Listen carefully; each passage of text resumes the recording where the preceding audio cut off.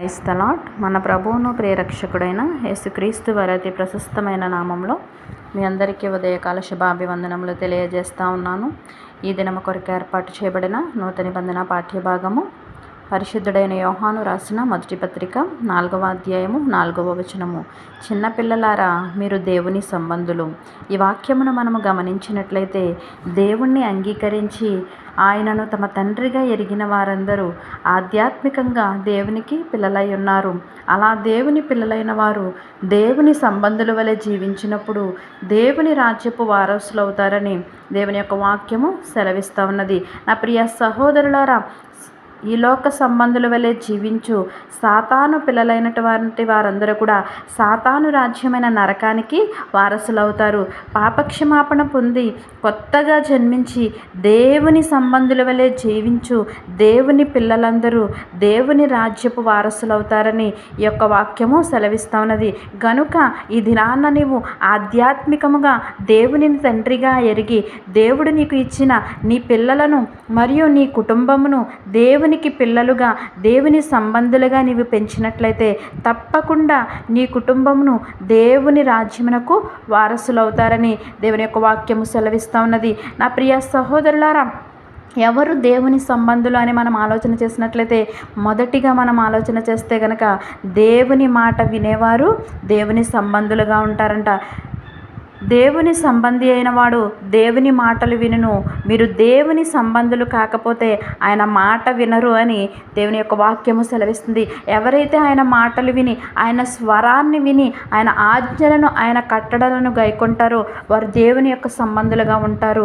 రెండవదిగా మనం ఆలోచన చేసినట్లయితే, నీతిని జరిగించేవారు దేవుని యొక్క సంబంధులుగా ఉంటారు.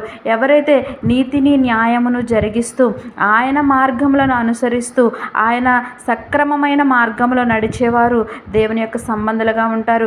అతిక్రమము చేయువారు అక్రమము చేయువారు ఆయన సంబంధులుగా ఉండరని దేవుని యొక్క వాక్యము సెలవిస్తూ ఉన్నది. మూడవదిగా మనం ఆలోచన చేసినట్లయితే, ఇతరులను ప్రేమించేవారు దేవుని యొక్క సంబంధిగా ఉంటారంట. తన సహోదరులను ఇరుగు పొరుగు వారిని తన్ను ప్రేమించుకున్నట్లే ఇతరులను కూడా ఎవరైతే ప్రేమిస్తారో వారి దేవుని యొక్క సంబంధులుగా ఉంటారని దేవుని యొక్క వాక్యము సెలవిస్తూ ఉన్నది. నా ప్రియ సహోదరులారా, దేవుని యొక్క సంబంధులుగా మనము ఉండాలంటే మనము మొదటిగా దేవుని మాట వినాలి, నీతిని న్యాయమును జరిగించాలి, ఆయన కట్టడలను అనుసరించాలి, నిన్ను వలె నీ పొరుగు వారిని ప్రేమించాలి. ఎవరైతే ఈ కార్యములు జరిగిస్తారో వారు దేవుని సంబంధులుగా ఉంటారని దేవుని రాజ్యానికి వారసులు అవుతారని దేవుని యొక్క వాక్యము సెలవిస్తూ ఉన్నది. నా ప్రియ సహోదరులారా, దేవుని రాజ్యపు వారసులుగా మనం అందరము ఉండాలంటే మొదటిగా మనము దేవుణ్ణి అంగీకరించాలి.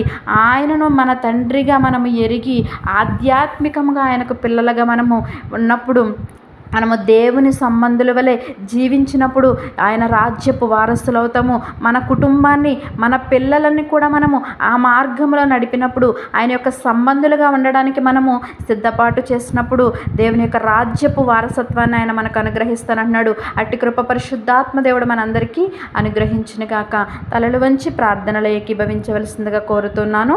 మహోన్నతుడును మహాగణుడువైన మా ప్రియ పరలోకపు తండ్రి, నీ ఘనమైన శ్రేష్టమైన నామానికి లెక్కలేని వేలాది స్తుతులు స్తోత్రములు చెల్లిస్తూ ఉన్నాము.